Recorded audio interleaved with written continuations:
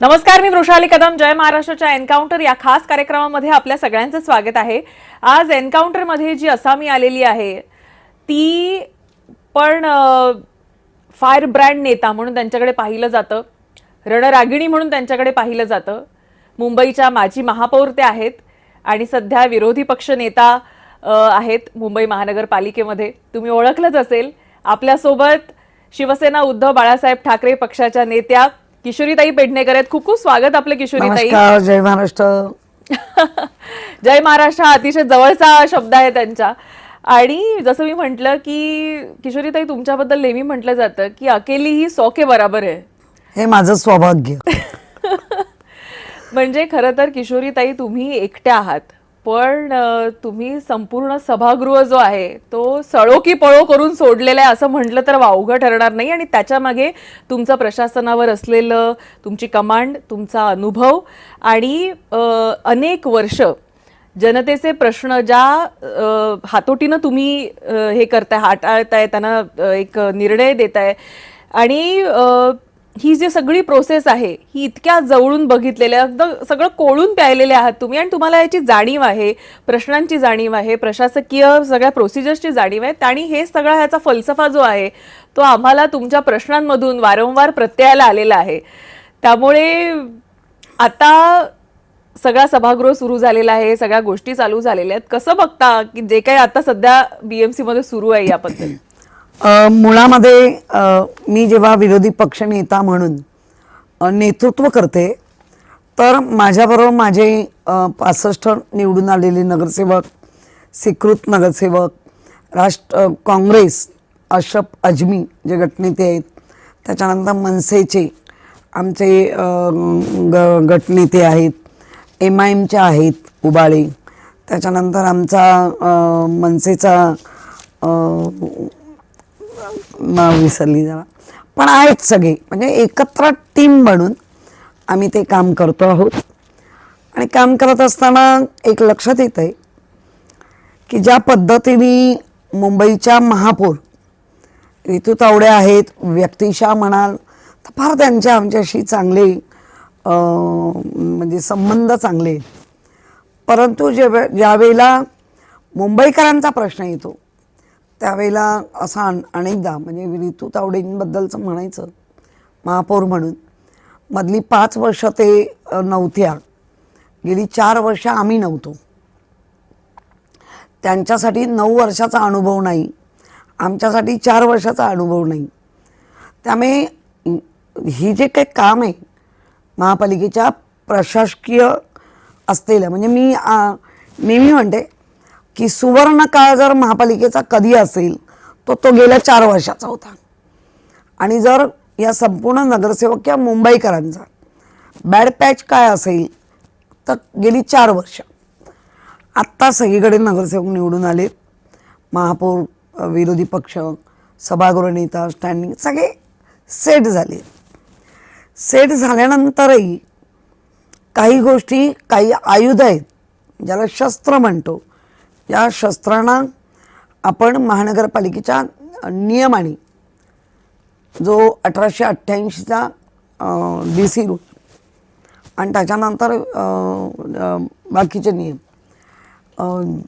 त्या सगळ्याला वापरून आपण ते करायचं असतं, सभागृह चालवायचं असतं किंवा इतर.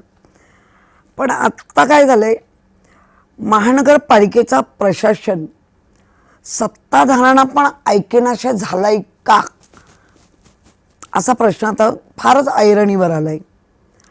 कारण अनेकदा आपण पाहतोय एकीकडे महापौर एक सांगतायत तर प्रशासन भलतंच सांगताय. म्हणजे दोघांचा मेळ घालणं सगळ्यांना त्यांच्या पक्षात किंवा आमच्या कठीण होत आहे. महापौर आपल्या पद्धतीने गाडा हाकण्याचा प्रयत्न करत आहेत, पण त्याला तेवढ्या तोडीने प्रशासनाने आणि सगळ्यांनीच साथ दिली तर ते चांगलं होऊ शकतं. पण काही निर्णय असे विचित्र होत आहेत की त्याच्यावर आवाज ठोकल्याशिवाय आम्ही शांत नाही बसणार. पण तुम्ही म्हणताय की प्रशासन सुद्धा आम्ही बघतोय की गटर साफ करताना, घन कचरा उचलताना प्रशासकीय अधिकारी फिरतायत, तर मला तुमच्या माध्यमातून सांगावंसं वाटतं खरं म्हणजे अश्विनी भिडे ज्या पद्धतीने त्या कचऱ्याच्या गाड्यांवर जात आहेत किंवा ते मला वाटतं हे योग्य नाही. कारण बाकीची जी संपूर्ण AMC DMC त्याच्यानंतर असलेले एक्झिक्युटिव्ह वगैरे मग हे काय काम करतायत, याचा अर्थ असा लावू शकतो आम्ही गेली 4 वर्षात पूर्ण ढासळलेली महानगरपालिका त्या कदाचित बघत असतील आणि म्हणून त्या रस्त्यावर उतरून याचा परामर्श घेत असतील. कारण नगरसेवक त्यानंतर असलेले प्रशासन, म्हणजे प्रशासनाचं फेल्युअर आहे असं म्हणता तुम्ही? मला तर अगदी नक्की तसं वाटतंय. कारण वॉर्ड लेवलला वॉर्ड ऑफिसर असतात, त्यानंतर वॉर्ड ऑफिसरकडे तर सगळी डिपार्टमेंट असतात. त्याच्यामध्ये मेंटेनन्ससारखं डिपार्टमेंट, ज्याला आपण मेंटेनन्स म्हणजे प्रत्येक नगरसेवकाचा मान उंचावणारं डिपार्टमेंट आहे. त्या डिपार्टमेंटकडे अधिक सगळ्या हे दिल्या जातात अधिकार की किती मॅनपॉवर घेतली पाहिजे, किती मॅनपॉवर बाहेरून घेतली पाहिजे, आउटसोर्स किती केले पाहिजे, हा मेंटेनन्सला अधिकार आहे. आणि एवढं सगळं करत असताना जर ऐकताना रस्त्यावर येऊन पाहत असतील तर गेल्या 4 वर्षाचा प्रशासकीय काळ आणि आत्ता चालला हा फेल्युअरमध्ये गेला आहे का असा प्रश्न नक्की आम्हालाही पडला आहे आणि मुंबईकरांनाही पडला आहे. बरं, मला असं वाटतं की गेल्या काही काळामध्ये म्हणजे खरं तर अजून 6 महिनेही झालेले नाही आहेत, पण ह्या सगळ्यामध्ये म्हणजे निवडणुका होऊन महापौर बसून किंवा सगळा हा गाडा जो आहे महानगरपालिकेचा तो हाकत 6 महिने देखील झालेले नाही आहेत. मात्र असं होत आहे की प्रत्येक निर्णय हा वादाच्या भोवऱ्यात सापडतोय. म्हणजे पालिका ही नवीन वादांची मालिका का होत चालली आहे किशोरीताई, असा प्रश्न माध्यमांना पडतोय. नाही, मुळामध्ये पालिकेमध्ये जे निर्णय होतात ते आत्तापर्यंतचा असा एक प्रघात होता, पायंडा होता की सर्वांना एकत्र घेऊन विरोधी पक्षनेता आणि महापौर, सभागृह नेता, स्टँडिंग चेअरमन नेता आणि बाकी. पण आत्ता असं होतं आहे महिन्यातनं कधीतरी एक गटनेता लागली जाते, ते पण त्या गटनेत्यामध्ये आयुक्त आणि AMC वगैरे आले पाहिजे. तर आत्ताच झाली 2 उपायुक्त होते आणि AMC होते, 1 उपायुक्त होते DMC आणि आयुक्त, बाकी आम्ही. प्रत्येक प्रश्नाची उकल खरं म्हणजे ती सभागृहातच झाली पाहिजे असं काही गरजेचं नाही, पण ती होताना दिसत नाही. सभागृह पण अशी फार लांब, म्हणजे 8 तारखेला जर घेतलं 8 ऑगस्टला तर डायरेक्ट 18 ऑगस्ट मधला जो मुंबईकरांच्या घडामोडी दररोजच्या घडतात त्या मांडताना सगळ्यांचीच दमछाक होते. कारण म्हणजे साधारणतः 10 दिवसांचा गॅप दिसतोय हा, फार मोठा होतो. आमच्याकडे आपण लावत होते ना त्या मीटिंग आठवड्याला 1 तर 4 आठवड्याला 1, म्हणजे ज्या आठवड्यात काय घडलंय तर ते पुढच्या आठवड्यात लगेच त्याची उकल व्हायची. हा 10-10, 12-12 दिवसाचा तो मधला पिरियड आहे. आता अगदी उदाहरण घ्या,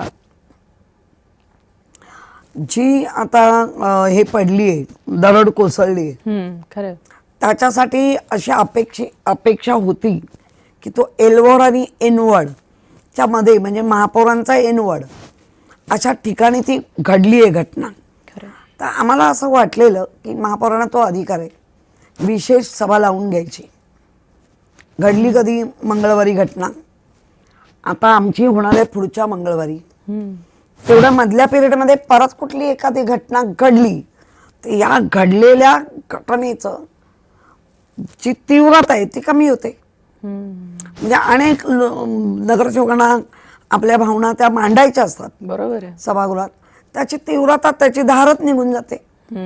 त्यामुळे आमचं MS डिपार्टमेंट आहे, म्युन्सिपल सेक्रेटरी.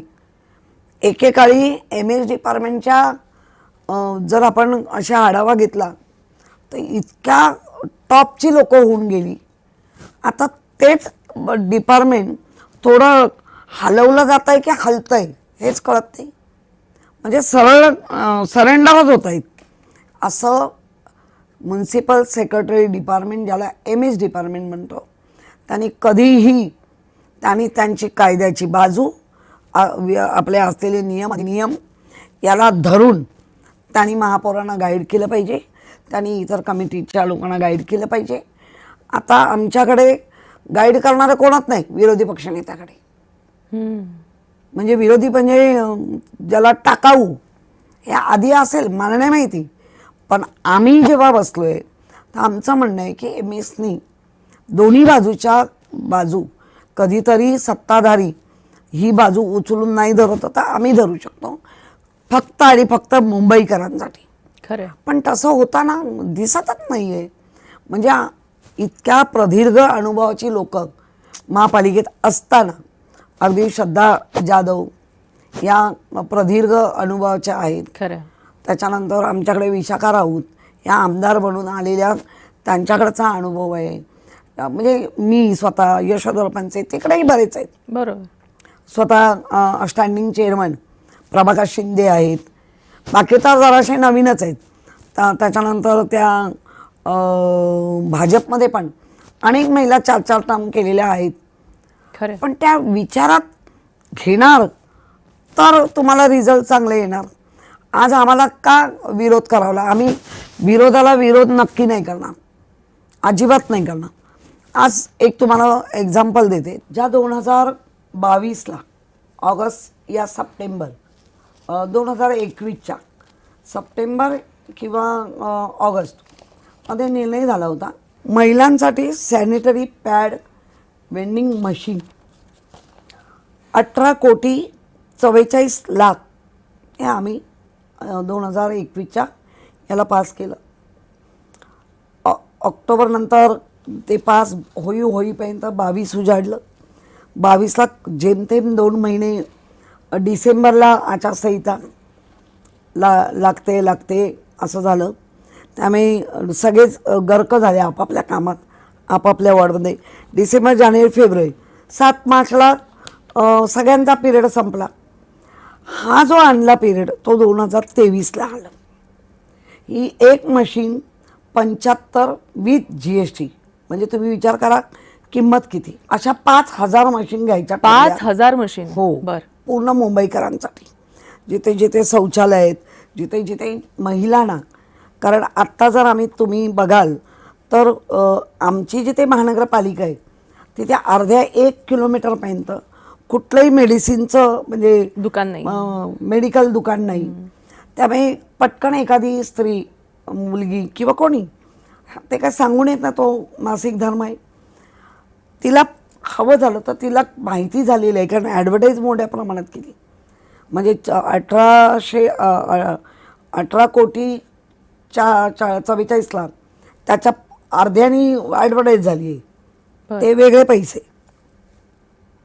त्यामुळे मुंबईतल्या प्रत्येक येणाऱ्या किंवा मुंबईत राहणाऱ्या महिलांना माहिती आहे की शौचालयामध्ये 10 रुपये दिले. आधी 3 रुपये होते, आता 10 रुपये आहेत. 10 रुपयाचं कॉईन टाकलं तर 3 पॅडचं एकत्र येतं.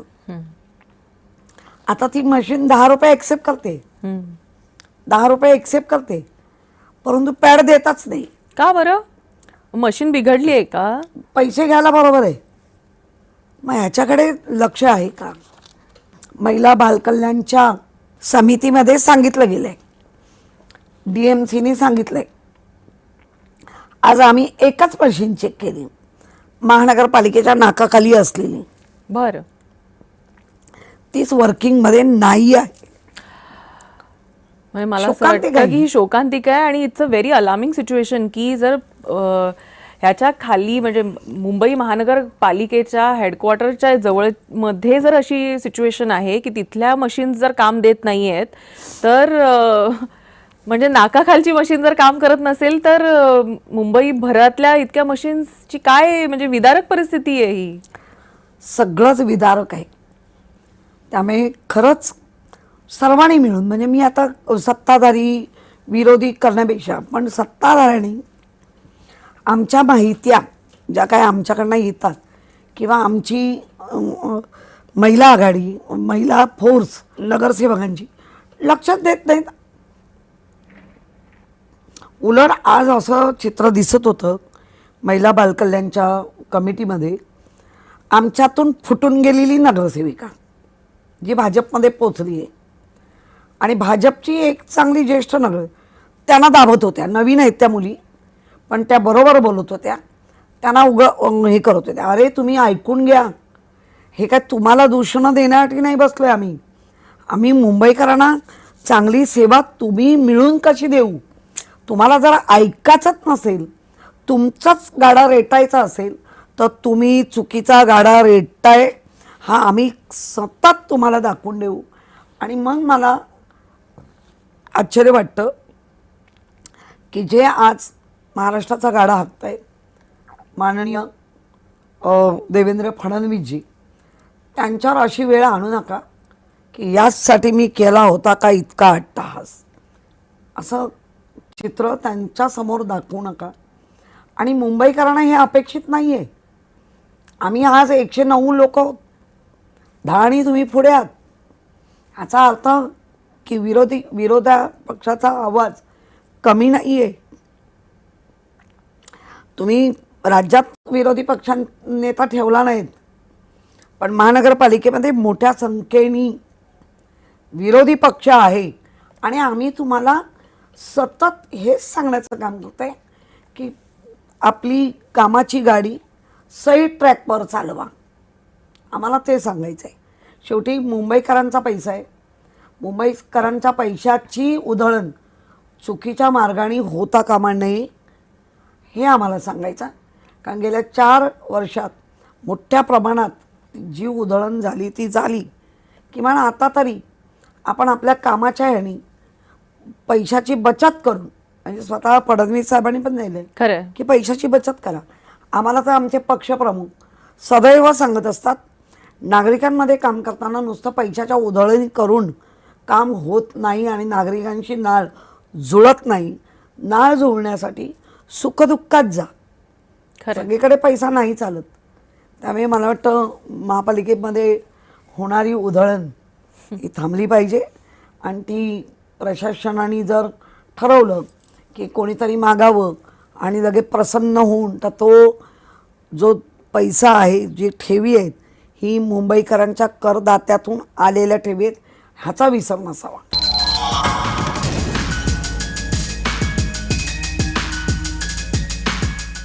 बरं, आता नवीन एक उपक्रम येईल असं दिसतंय की काय नेमकी त्याची स्टेटस आहे तेही आम्हाला सांगा. की पेपरलेस आता अनेक गोष्टी होणार आहेत, टॅब आणणार आहेत, काय नेमकं सुरू आहे या संदर्भात? नाही, मुळामध्ये आत्ताच्या घडीला जेवढे नगरसेवक आहेत सगळ्यांकडे स्मार्टफोन आहेत.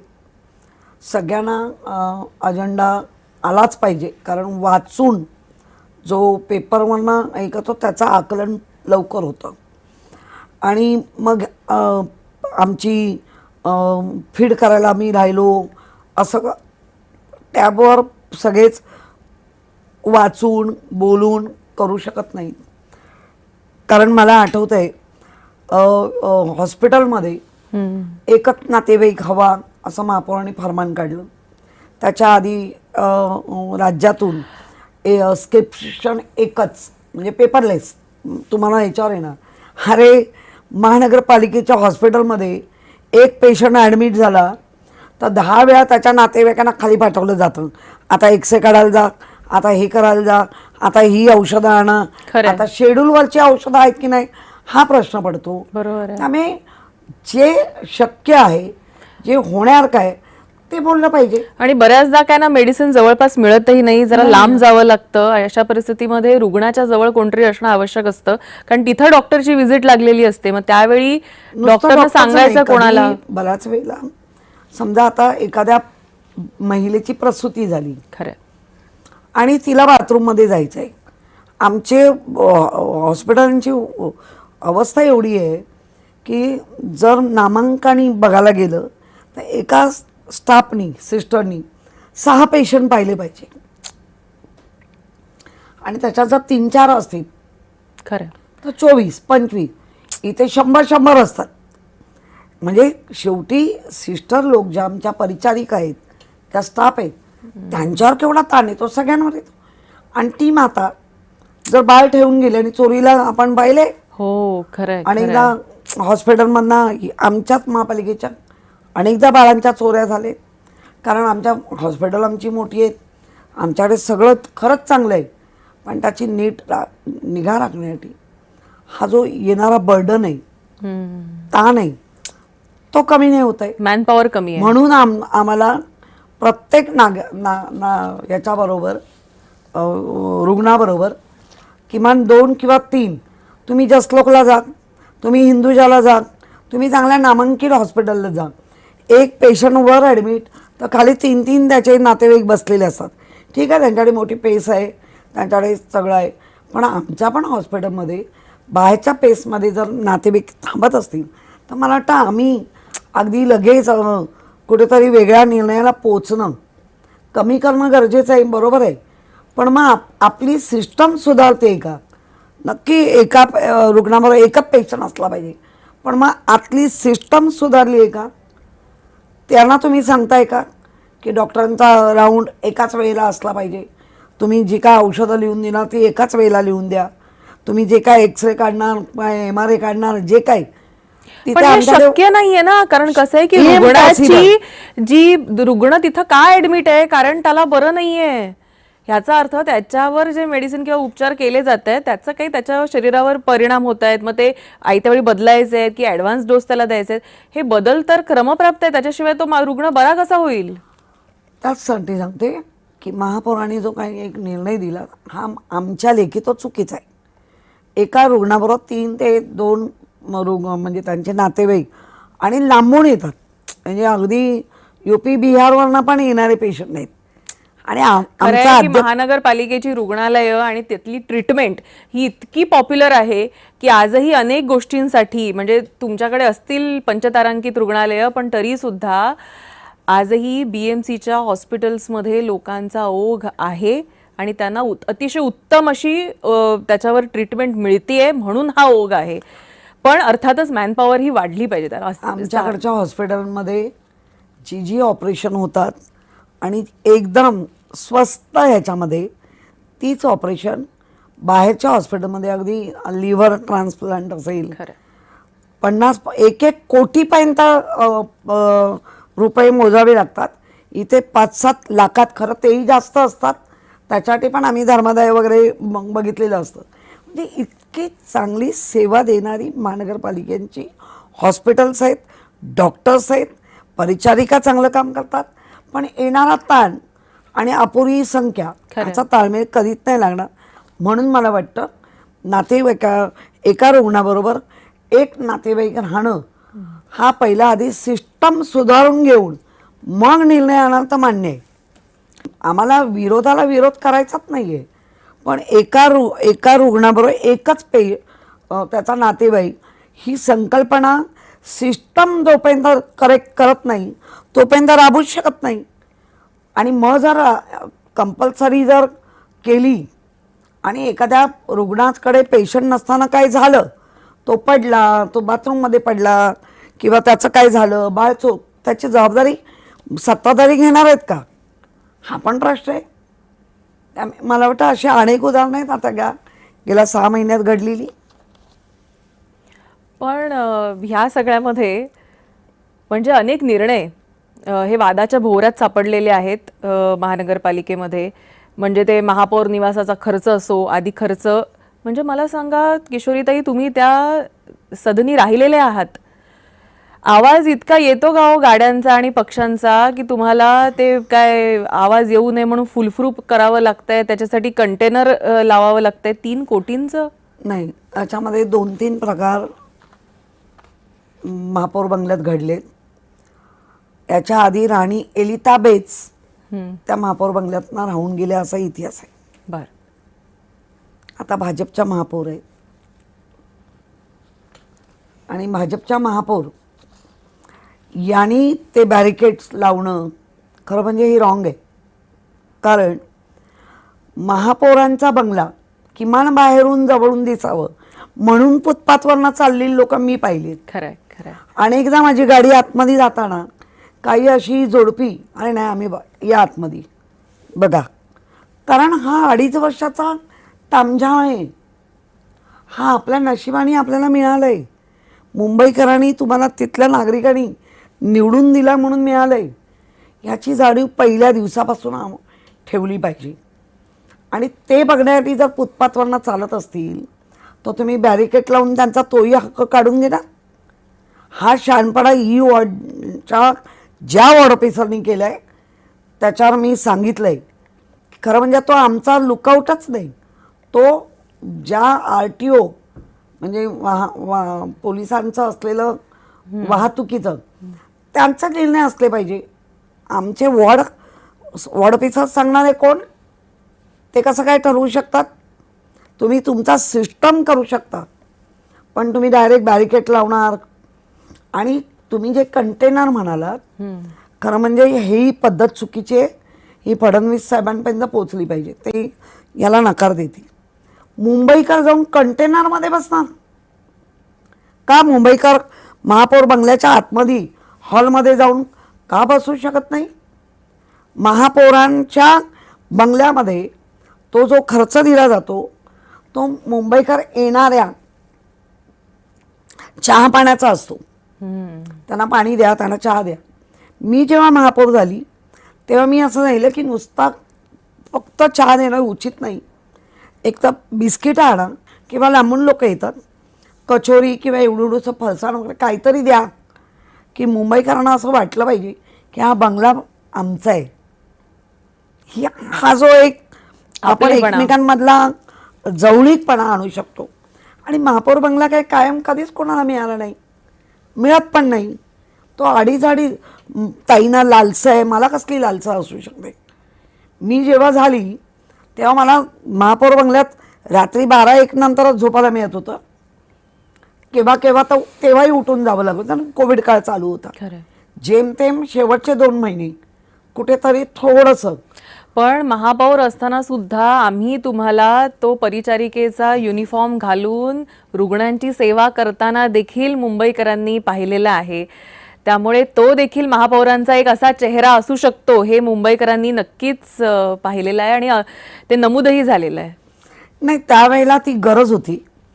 कारण महापौरां जेव्हा एखादी व्यक्ती बसते त्यांचे अनुभव कामाला येतात. आणि अनुभव हे कुठल्या तरी आदेशाप्रमाणे असता कामा नये. आदेश अजिबात नाही. तुम्ही जवळीक करा, प्रशासनाबरोबर जवळीक करा. त्यांना वाटलं पाहिजे येस, त्यांना धगधग नाही वाटली पाहिजे जाताना आतमध्ये अरे बापरे आता काय बॉम्ब फुटणार आहे. हा जो आत्ता एकंदर चाललाय ना हे चुकीचं चाललंय. पण असे कंटेनर का बसवावे लागत आहेत? मुळात हेरिटेज बिल्डिंग आहे म्हणून का? नाही नाही नाही, मुळी अजिबात नाही. मुळात जो तळमजला असतो हा मुंबईकरांसाठी असतो. तुम्ही शिवाजी पार्कचा पण महापौर बंगला पाहिला असेल. तळमजल्यावर सगळे मुंबईकरांचे निर्णय घेण्यासाठी हॉल, पॅन्ट्री सगळं होतं. आणि वरती पहिल्या माळ्यावर निवासस्थान. आज काय झालंय, वर आणि खाली निवासस्थान झालंय. म्हणजे महापौर निवासस्थान म्हटलंय ना, मग निवासस्थानच निवांत. आणि मुंबईकर आले तर बसा कंटेनरमध्ये, मला वेळ मिळेल तर मी येईन आणि बघेन. हा जो काय एक प्रघात पडत चाललाय ना हा चुकीचा आहे. कारण ऐशो आराम्यासाठी तो महापौर बंगला आहे नाही. महापौर बंगला जेवढा आपल्याला वाटतो त्याच्यात 5 पटीने काम आहे. आणि ते नुसतं आम्ही इकडे आहोत आम्ही असं नाही होत. आउटपुट काय लोकांना वाटतंय का हे महत्त्वाचं आहे. मी 24 तास काम करते पण मी त्याच्यातनं आउटपुट लोकांना काय देते, लोक काय म्हणतात. साऊंड जो मुंबईकरांचा आवाज आहे तो ऐका ना. तो साऊंड प्रूफ करतायत आता. हा म्हणजे ऐकायचाच ना आवाज बंद. पण तुम्ही अनेकांची बोलती बंद केलेली आहे तिकडे सभागृहामध्ये. सभागृह दणाणून सोडतात त्या. आणि त्यामुळे मला असं वाटतं की एक सक्षम विरोधी पक्ष नेता जो आहे या निमित्तानं मुंबईकरांचा आवाज उंचावणारा मुंबईला लाभलेला आहे असं म्हटलं तर वावगं अजिबात ठरणार नाही. पुढच्या मुद्द्याकडे येते. स्कॉर्पिओ, खरंच गरज आहे का इनोव्हाची? आणि अशा पद्धतीनं अमुकच कंपनीच्या आम्हाला गाड्या हव्यात असा अट्टहास का बरं? मुळामध्ये माझ्यावर जे आरोप उगाचच केले की ताईनीच सांगितलं. हा, माझा पुढचा प्रश्न तो आहे की ही शेवटी तुमच्या समोरच झालं, तुम्ही मान्य केलं, खरंच तुम्ही मान्य केलेलं का काय माझं झालं? म्हणणं आहे जर माझ्या शब्दाला इतकं छान मान्यता आहे तर मला BMW द्या. जर BMW शक्य नाही तर मला बैलगाडी द्या. मी दोन्ही मागते, एकदम आणि एकदम. देताय का? मुळात मी कधीच माझा त्यावेळेची पण 2002 पासून आम्हाला गाड्यांची सवय झाली आहे. मुंबई महापालिकेची जे काही अध्यक्षपद वगैरे मिळतं, आमच्या कधीच तक्रारी नाही की ड्रायव्हर बदला किंवा गाडी बदला. कारण आम्हाला माहिती ही टेम्पररी सेवा आहे, ही मुंबईकरांसाठी दिली आहे आणि चांगली दिली आहे. कारण माझ्याच घरात स्वतः 10 वर्ष माझ्याकडे स्कॉर्पिओ आहे. मी त्याच गाडीबद्दल मी का बोलेन? माझ्याकडे दोन्ही आहे, इनोवा पण आहे आणि ते पण आहे. त्यामुळे मला कम्फर्ट स्कॉर्पिओ पण आहे, पण दिलेली गाडी बदला आणि मला इनोवा द्या. या गोष्टीला दौरे करायचे असतात त्यांना, त्यांचं म्हणणं आहे. कुठले दौरे? मुंबईमध्ये किती किलोमीटर आहे? फार फार 900. तो पण असा कट करून आपण मुंबईच्या बाहेर गाडी नेऊ शकतो का? कुठले दौरे? आणि दौरे असतील तर ते पक्षाचे असतात ना, ते दौरे पक्षाचे असतात. आम्ही पक्षाच्या कामाला जाताना आमची गाडी नेतो, आम्ही ती गाडी नेत नाही. त्यामुळे दौरे वगैरे काही नाही. आम्हाला घेतलेल्या गोष्टीबद्दल दौरा येऊ शकतो. पीएचे पैसे कोण देणार? पीएचे पैसे कोण देणार? आता तोही कोणी द्यावेत आणि काय नाही, नाही, प्रघात आहे मला मुळामध्ये- सांगा. मुळामध्ये महापौरांचा तामझाम मोठा असतो आणि तो असलाच पाहिजे, कारण प्रथम नागरिक आहेत. त्यामुळे मी त्या तामझामाला जरा पण विरोध करणार नाही, कधीच करणार नाही. 11 लोक तुमच्याकडे असताना त्यांचं म्हणणं आहे जो काही फंड आहे तो तुम्ही कधीच यूज केला नाही म्हणून मला करायचा आहे. मुळामध्ये तो फंड तुमचा आमचा नसतोच, तो मुंबईकरांचा असतो. आणि प्रायव्हेट आपलं PA जे कोणी आपण ठेवतो त्यांना पगार महापालिकेने दिला पाहिजे हे म्हणणंच किती चुकीचं आहे. खाजगी PAना पगार महापालिका, आता आमदारांकडे जे PA असतात त्यांना मान्यता प्राप्त, राज्य सरकार मान्यता प्राप्त आहे. पण समजा त्यांचे 2 असतील आणि जर आम्ही 5 मागितले तर 3 PAना आम्हाला पैसे द्यायचे, असं उदाहरण. मला नाही माहिती किती वगैरे, पण मिळतात. तसं महापालिकेचं नाही आहे.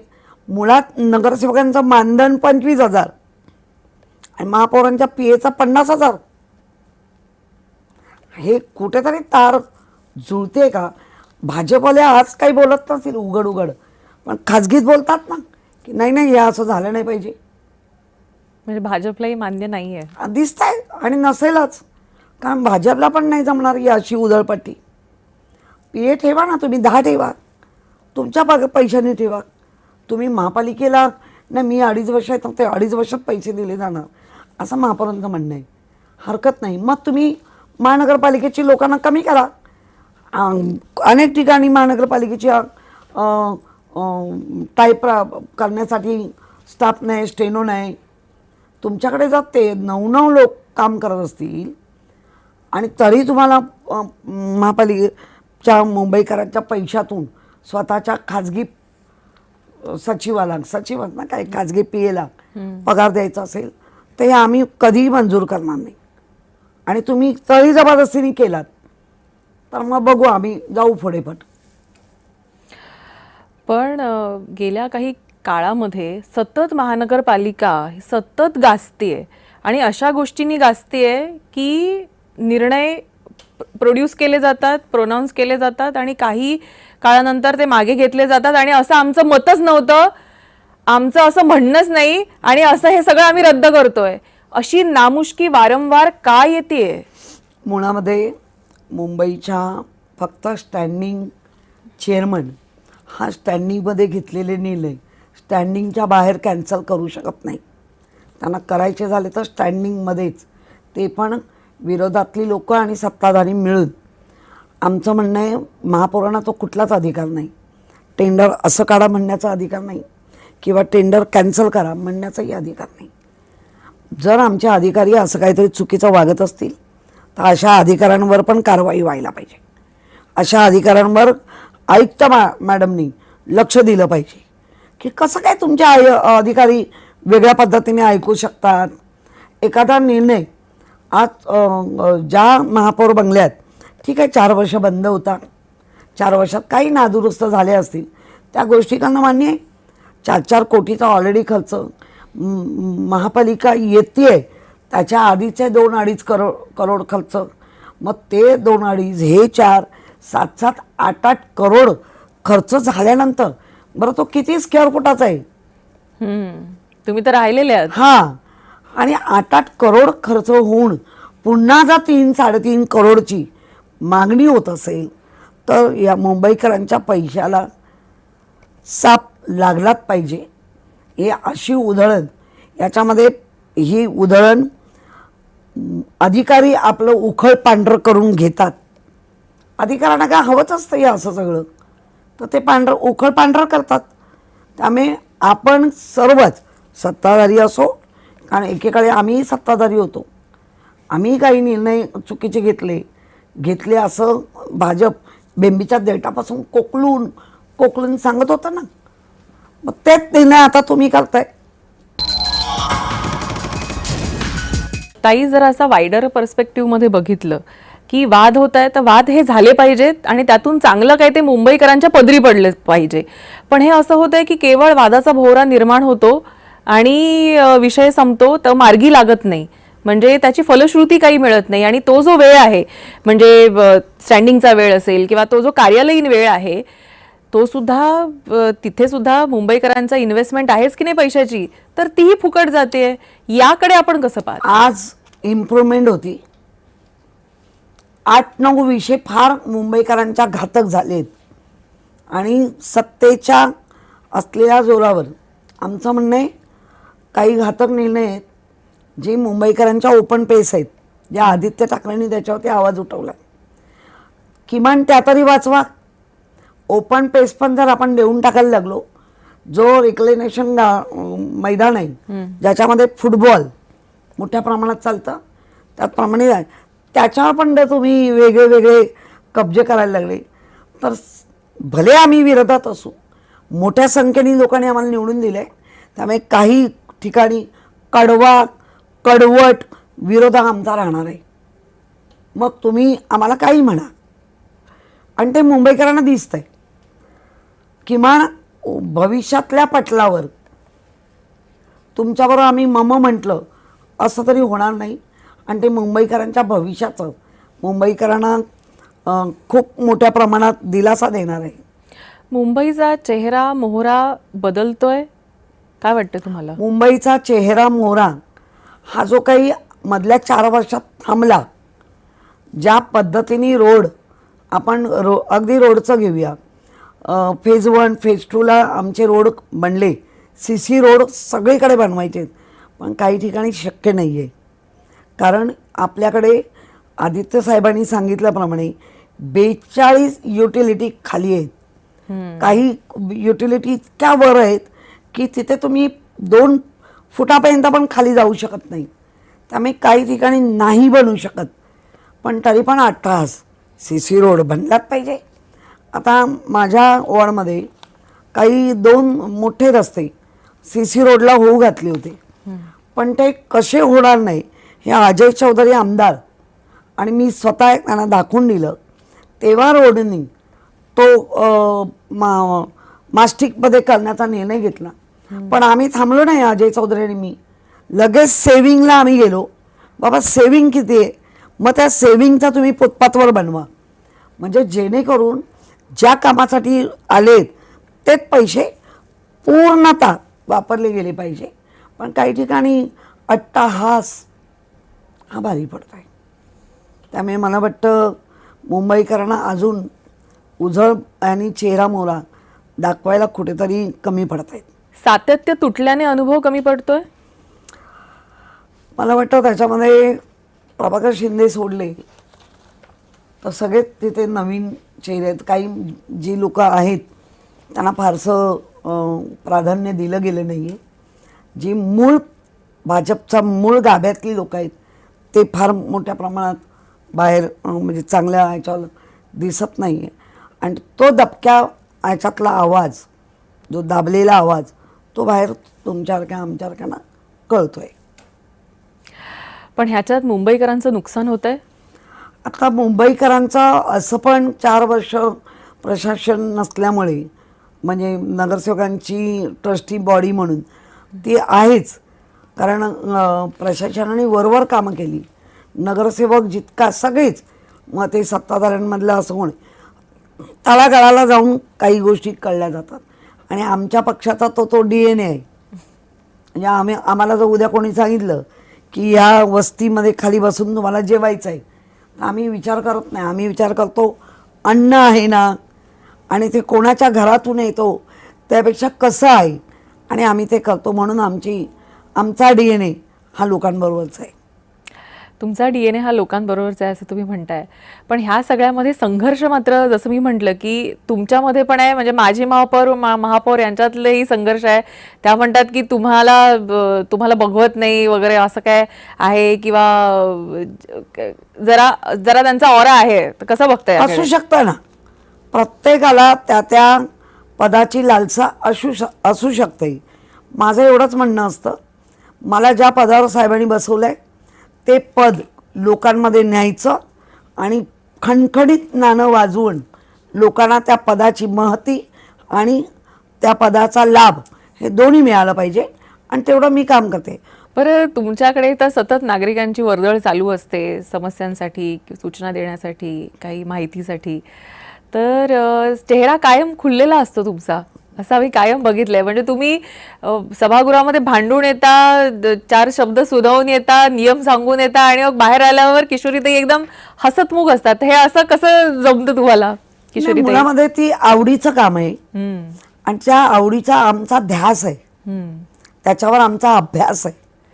आणि आम्हाला लोकांमध्ये राहणं अधिक आवडतं. म्हणजे इथून निघाल्यानंतर शाखेत जाऊन बसणं, शाखेतून निघाल्यानंतर असलेला सह्यांचा पेपर असेल, किंवा उद्या तयारी करून जायचं काही मिनिट्स आम्हाला स्वतःचे काढावे लागतात. काही माहिती लिहून घ्यावी लागते, काही वाचावी लागते, काही फोन करून ती एनर्जी तुम्हाला टिकवून ठेवायचीच आहे. उद्या जर मी लोकांना सांगितलं नाही बाबा मी दमले, तर लोक म्हणतील ठीक आहे, तुझ्यापेक्षा अधिक दमाचे आम्ही घेऊन येतो. म्हणजे आज तरुण मुलं उलट जास्त जमतात, कारण ध्यास, अभ्यास, आवड ही थोडीशी. फक्त नगरसेवक बनणं सोपं, पण नगरसेवक बनल्यानंतर नगर पिता होता, नगर माता होती, म्हणजे नव्हती, पिताच होता, पण आज आपण नगरमाता आहोत. प्रत्येक नागरिकाच्या घरातलं अगदी आज 16-17 हजार घरं आहेत, पण 50% वर आम्ही सांगू शकतो या इमारतीत कोण राहतं, या इमारतीत कोण राहतं, कोणाच्या घरात काय चाललंय, काय दुःख आहे, काय सुख आहे, कोणाच्या मुलीचं लग्न जमलं आहे, कुठली सून येणार, इतकी माहिती ही आम्हाला असते. कारण सतत लोकांबरोबर आम्ही बोलत असतो. आमच्या लोकांचं एकही, म्हणजे आत्ता तुमच्याबरोबर मी मीटिंगला बसले, फोन कदाचित आत्ता 1 तास बंद असेल, पण आलेल्या फोनला पुन्हा रिप्लाय देणं हे प्रत्येक नगरसेवकाचं काम आहे. आणि त्यांनी जर तसं केलं तर ती नाळ जोडलेली राहते, आणि लोकांना पण ते आवडतं. बरं, आता ज्या पद्धतीनं सुनावणी सुरू आहे, सगळ्यांचं लक्ष लागलेलं आहे की शिवसेना कोणाची, ह्या प्रश्नाचं उत्तर पुन्हा एकदा सुप्रीम कोर्टामध्ये या संदर्भातली सुनावणी चालू झाली आहे. तुम्हाला काय वाटतंय, किती आशावादी आहात? नाही, आम्ही आशावादी आहोत, प्रचंड आशावादी आहोत. ते रामाचं धनुष्यबाण आहे. त्या रामाच्या धनुष्यबाणाला आता कळून चुकलं असेल की आपलं धनुष्यबाण कसं काय गिरवी राहिलं आहे.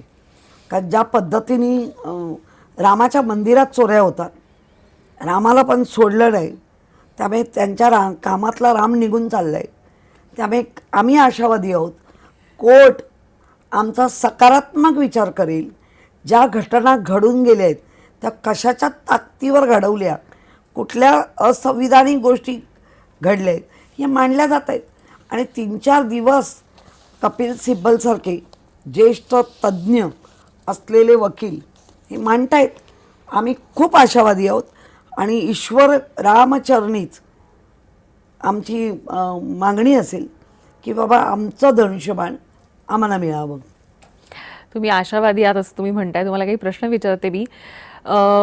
पक्षामध्ये आज इतकी वर्ष, म्हणजे अगदी सामान्य शिवसैनिकापासून ते इतका मोठा प्रवास महापौरापर्यंतचा आणि आता विरोधी पक्षनेतेपर्यंतचा सतत आपला सातत्यानं चालू आहे, अखंड सुरू आहे. तुमच्या पक्षाची नेमकी ताकद काय आहे? उद्धव ठाकरे, आदित्य ठाकरे की शिवसैनिक? कुठल्या बाटलीमध्ये टॉनिक ठेवलंय हे महत्त्वाचं असतं. टॉनिकमध्ये काय कंटेन आहे ते महत्त्वाचं असतं. किती छान सेपमध्ये ठेवलं आहे हे महत्त्वाचं असतं. तशी शिवसेना आहे. टॉनिक हे सैनिकच, तळागाळातला शिवसैनिक मांडतायत कसे, छान कसे, तो उद्धव बाळासाहेब ठाकरे. आणि भविष्याचा चेहरा काय, जो भविष्याचा चेहरा अभ्यासू आहे का, तर आदित्य ठाकरे. त्यामुळे मी असं म्हणेन टॉनिक हे आमचं शिवसैनिकच आणि आमचं सादरीकरण ते म्हणजे आम्ही चारी बाजूनी कसं सादरीकरण देतो ते. आणि कमजोरी कुठली आहे किंवा जिथं पक्षानं काम केलं पाहिजे असं तुम्हाला वाटतं? कारण कसं आहे ना की पक्ष इव्हॉल्व किंवा वाढू तेव्हा शकतो की आपल्या कमजोऱ्या जाणून त्याच्यावर काम करून त्याच्यावर मात करता आली पाहिजे. तर ती अशी कमजोरी काय वाटते तुम्हाला की कमजोरी ज्याच्यावर आम्ही काम जरा केलं? भावनिक आहोत. मग ते उद्धवजी असतील, आदित्य असतील, भावनिक आहोत. कारण मुळात हा पितृपक्ष आहे, बाळासाहेबांचा पक्ष आहे. बाळासाहेब किती कडक दिसले तरी बाळासाहेब पण भावनिक होते. त्यामुळे थोडी आमची आता भावनिक कमी करून आम्ही करतोय ती सुधारणा उद्धवजींमध्ये आणि आदित्यांमध्ये दिसतंय. त्यामुळे इतका मागे रेटून नेलेला पक्ष जवळजवळ अशा ॲडव्हर्टाईज झाल्याच संपला म्हणजे खासदार आमदारकी झाल्यानंतरचे सांगते. तरी पण आम्ही 65 नगरसेवक चांगल्या मताने निवडून येणं ही पण गोष्ट आमच्यासाठी खूप मोठी आशावादी ठरलेली आहे.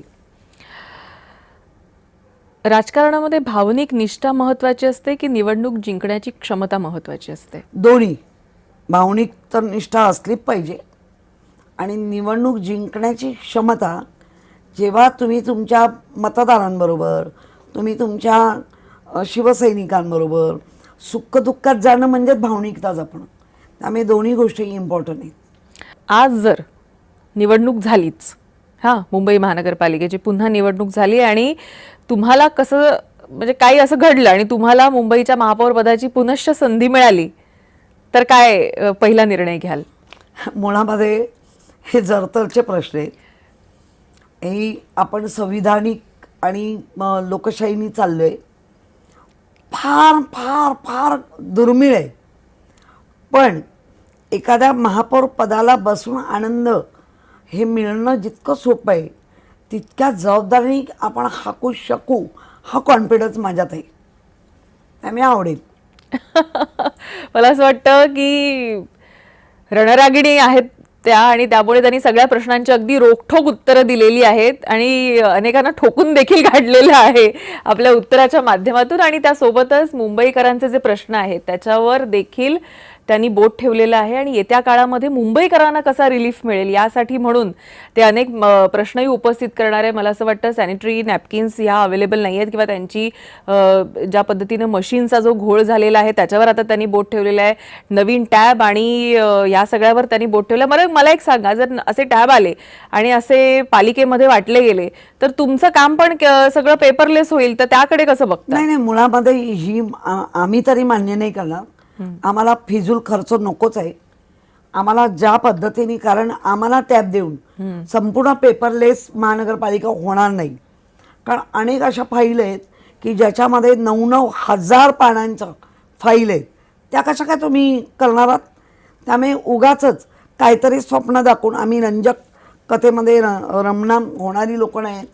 आम्हाला येणारा अजेंडा हाच महत्त्वाचा आहे आणि प्रत्येकाकडे स्मार्टफोन आहे, ज्याला पाहिजे तसा तो वापर करेल.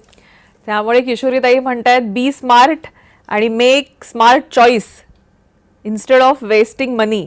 Of Yes. मुंबईकर्स. त्यामुळे स्मार्ट फोनचा स्मार्ट उपयोग करा असं त्या म्हणतायत आणि फिजूल खर्च जो आहे त्याच्यावर आळा घाला असं त्या म्हणतायत.